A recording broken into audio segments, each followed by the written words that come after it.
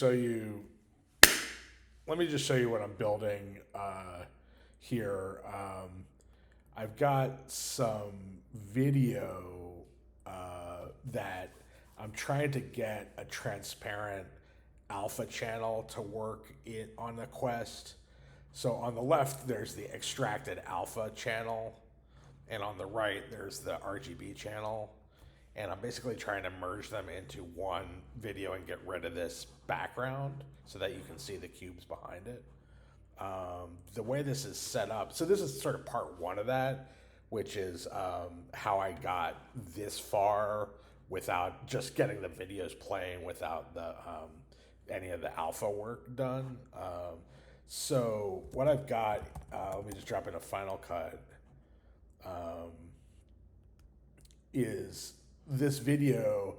The way I'm getting a green screen is it's the, up in this menu when you're on a Zoom call or whatever, when you're on a selfie recording, Apple gives you the option to set a background, and it's this sort of green background with a gradient. When you drag that to the timeline and then drag the green screen keyer effect onto it, you get sort of this effect, and this noise is coming from the gradient. So it's not a perfect, alpha mask, rotoscope or whatever, but it's close enough for what we're trying to do. I actually think this looks kind of cool. So then what you basically do once you've got the chroma keying set up is you export the video as ProRes 4444, which is a video codec that supports an alpha channel. Once you've done that, you use ffmpeg to export the video.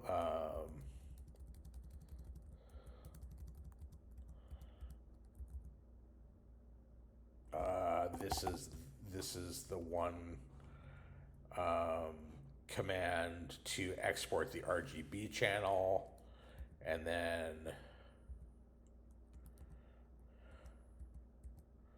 that's the command to export the alpha channel.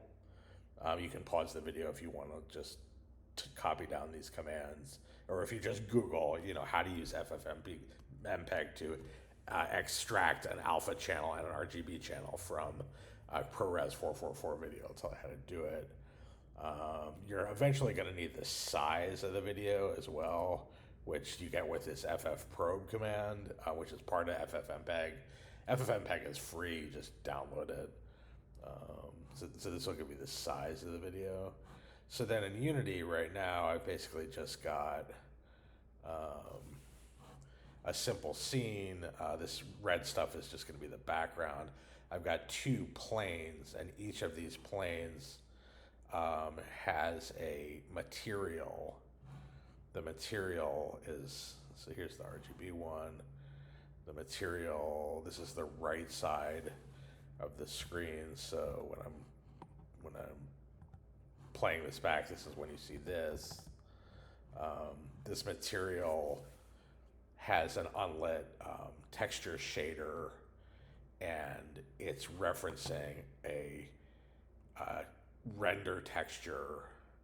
There's two. There's one, but the RGB one is right here. The way you get a new render texture is create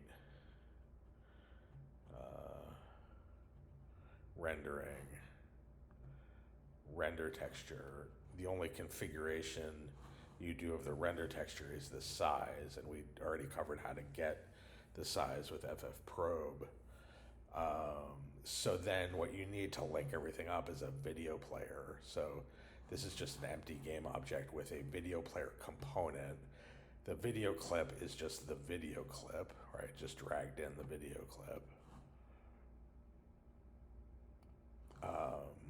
The target is the render texture that we just made, so this render texture, right?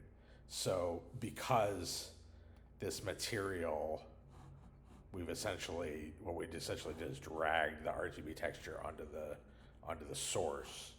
This is a little weird looking, like it doesn't actually say, it's saying base RGB, but it needs data for the base RGB, and that's that's a render texture. It doesn't say render texture, but that's what it requires here. And then essentially we just got this video sync script that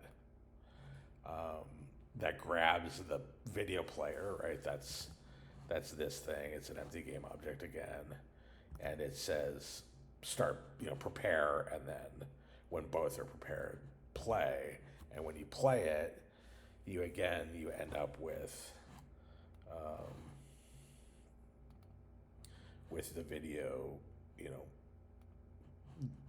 that's one of them, and this is the other video just playing. That's how you play a video on a Quest in Unity. It's probably a skill that I should have already, but that's part one of this video, and I basically am then going to try to combine both the right side and the left side. That's the alpha channel, that's the RGB channel. I'm going to try to combine them into one central video that doesn't have this background, so where the alpha channel works. None of this would be necessary if Unity just supported video with an alpha channel, but I don't know why they don't. This is kind of a hack to get that to work, and it involves a custom shader that I don't really fully understand, but I'm going to get there in the next video.